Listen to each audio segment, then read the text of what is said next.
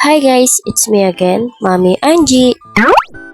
At dahil matagal na naman nga ako hindi nakapag-vlog mga mare, kaya nga mag-uumpisa na naman nga ako ngayon. Tara, samahan niyo ako. Nung nagising na nga ito anak ko mga mare, pinagpahinga ko naman nga ng konti. At agad ko naman nga ito pinagluto ng isda mga mare, pagkatapos ko nga nagluto ng isda, nagsandok na nga ako. Nung pagkagising niya nga mga mare, lagi niya nga inahanap yung papa niya. Sabi ko nga nagtatrabaho. At nung pagkatapos ko nga siya pinakain mga mare, agad ko naman nga tinignan itong drawer namin. Pag talaga yung asawa natin yung kumukuha ng mga damit nila mga mare, magugulo lahat ng mga tinupi mo. Diyos ko, may stress na ako naman kanini. At habang nagsiselfon nga itong anak ko mga mare, gagawin ko na nga ang dapat kong gawin ngayong araw. At habang ako'y nagtutupi mga mare, iniisip ko na nga kung ano ba ang susunod kong gagawin. Buti na nga lang mga mare, marunong nga magkasama yung anak ko dahil may ginagawa nga ako. Di pa nga ako natatapos dito mga mare, pero iniisip ko na nga kung itutuloy ko pa ba ang pagbablog ko.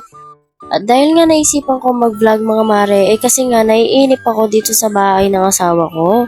Sana mga mare, suportaan niyo ako sa mga susunod kong vlog. Di man kagandahan yung mga vlog ko mga mare at ulit-ulit nga lang yung ginagawa ko sa araw-araw mga mare. Sana panoorin nyo rin. Pero kung ibabash nyo ako mga mare, pwede nyo naman to skip at hindi panoorin mga Mars. Alam nating mga nanay mga mare na nakakapagod parang mag-vlog at mag-video.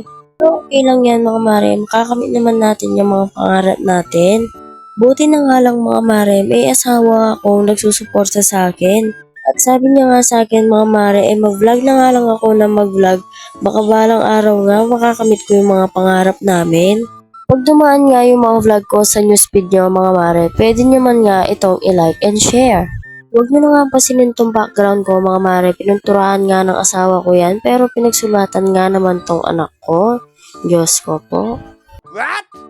Sa dinami-dami ng pagsusulatan niya mga mare, ito pa nga pader ang pinagtripan niya. Kung nakikita nyo nga mga mare, lahat nga ng tinutupi ko na yan ay sa asawa ko nga lang pala. Mamaya ko na nga lang pala itutuloy yung mga damit ng anak ko, mga mare.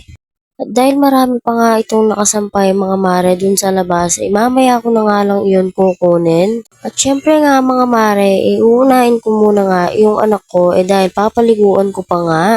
Di ko nga agad pinapaliguan yung anak ko mga mare dahil nga lagi nga siyang sinisipon at inuubo. At dahil mga mamis tayo mga mare, iiwasan talaga natin na magkasakit yung mga anak natin. Dito ko na nga pala tatapusin itong vlog na to mga mare. Sana suportaan nyo nga ako. Hanggang sa muli, yun lang. Bye bye!